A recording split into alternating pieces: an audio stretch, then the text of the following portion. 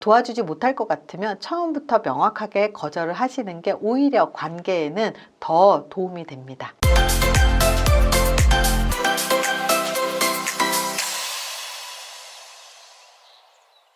관계가 서먹해지지 않게 만드는 거절의 기술에 대해서 알려드릴게요. 상대가 어려운 부탁을 했을 때 어쩌다 보니까 거절도 못하고 또 들어주지도 못해서 고민했었던 경험 있죠. 시간이 지나고 나서 그때 거절할 걸 이러면서 후회하는 경우도 있었는데 왜 우리는 거절하지 못할까요?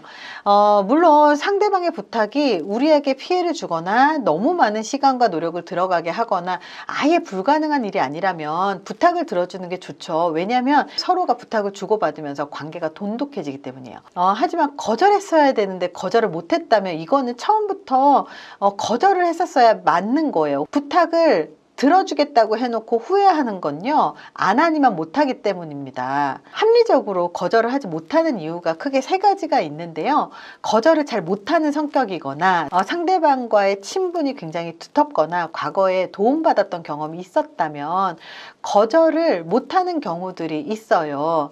그래서 이렇게 상대방이 거절을 못하게 만드는 경우들도 있는데요. 이런 일들이 있다고 하더라도 못하는 건 못하는 거예요. 그러니까 거절하기 위해서 우리가 어떻게 해야 되는지에 대해서 알려드릴게요. 첫 번째, 거절은 상대방한테 미안해야 될 게 아니라 너무나 당연한 것이다 라고 생각을 하세요.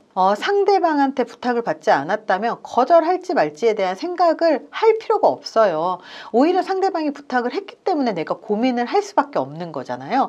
그리고 부탁을 받은 입장에서 승낙을 하면 그때부터 내가 움직여야 되는 거죠. 이렇게 거절을 해야 될 때는요, 말하기의 기술보다는 우리가 어떤 마음가짐을 갖고 있어야 하는지가 되게 중요합니다. 부탁을 받는 일이 해줄 수 있는 아주 쉬운 일이라면 그냥 해주시면 돼요. 그리고 다시 받을 생각도 하지 않고 그냥 베풀기만 하면 되거든요. 근데 부탁을 들어주기 굉장히 어려운 경우들도 있어요. 그리고 특히 내가 거절을 해도 상대방이 왜 거절해? 그러면서 거절 자체를 인정하지 못하는 그런 사람들도 있거든요. 그런 거라면 처음부터 부탁이 아니죠. 그렇기 때문에 상대방은 우리한테 부탁할 수 있는 권리가 있다면 당연하게 우리는 거절할 수 있는 권리가 있다. 거절할 때 미안할 필요도 없고 죄인처럼 생각할 필요도 없습니다. 이 거절이라고 하는 건 모든 사람한테 쉬운 일은 아니에요. 왜냐하면 다른 사람이 부탁한 일을 거절하는 것 자체가 사실은 이 심리적인 갈등이기도 하고 관계의 갈등이기도 합니다. 하지만 이런 거절도요, 한 번이 어렵지 두 번, 세 번은 그렇게 어렵지 않거든요. 그래서 거절하는 게 힘들지만 합리적으로 생각을 했을 때 이거는 내가 들어줄 수 있는 게 아니다라고 생각이 든다면 우물쭈물하고 있으면서 애매하게 수락하지 마시고 거절을 확실하게 하시는 게 필요합니다. 그래서 거절을 할 때 왜 거절할 수밖에 없는지 명확한 이유를 전하면 되거든요. 심리적으로는 안타까울 수 있지만 진짜 미안할 필요는 없어요. 자, 둘째, 거절하는 태도는요, 당당하면서 다친 모습의 이 바디랭귀지를 취하는 게 좋아요. 거절할 때 웃지 마시고 미소를 줄이고 입을 굳게 담은 상태에서 가슴을 이렇게 펴고 이렇게 당당한 자세를 취하면서 상대방을 바라보면 자연스럽게 거리가 생기게 되거든요. 그렇기 때문에 거절할 때 이 비언어가 굉장히 효과적입니다. 다친 모습의 바디랭귀지라는 게 팔짱을 이렇게 낀다던가 다리를 꼬는 것 같은 이런 행동은 상대방에 따라서 무례해 보일 수 있거든요. 그래서 손을 겹쳐서 손등을 이렇게 보여주는 다친 자세가 좋아요. 하지만 상대의 부탁을 들을 때는요, 고개를 끄덕이고 시선을 마주치고 상대방의 의견을 충분히 전달받았다는 메시지를 전하는 게 좋아요. 그래서 이러면서 충분히 들어주시는 거예요. 충분히 듣지 않고 거절을 하면 상대방이 상처를 받고 기분 나빠하지만 충분히 듣고 이러면서 신중하게 생각하고 있다는 인상을 주고 난 후에 거절을 하면 오히려 진정성 있어 보입니다. 그래서 거절을 할 때 비언어를 중요하게 생각을 하셔야 됩니다. 세 번째, 거절할 때는 정중하지만 한 번에 확실하게 얘기를 해야 돼요. 우물쭈물하게 애매하게 얘기하면 거절해놓고 상대방은 수락했다고 받아들이는 경우들이 있거든요. 미안한 마음이 들어서 어중간하게 거절을 하면 상대방이 계속 찾아오고 상대방이 계속 해달라고 하고 자꾸 기대 심리가 생기거든요. 그러다 보면 나중에 확실하게 거절했을 때 더 이상은 미루지 못할 때 확실하게 거절을 하면요, 상대방은 배신감을 느낄 수 있어요.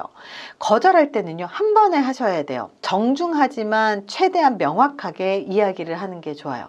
제안은 고마운데 내가 그날 선약이 있어서 나도 정말 하고 싶은데 올해는 내가 일정 쫓아가기에도 빠듯해서 할 수가 없네. 안타깝지만 내가 빌려줄 수 있는 이런 자금이 없어서 어떡하지? 이렇게 특별한 이유가 있다면 미안해하지 말고 명확하게 거절해야 됩니다. 물론 상대방의 말을 충분히 들어주고 어떤 부탁인지 이해해 주셔야 돼요. 그래야 제대로 거절할 수 있습니다.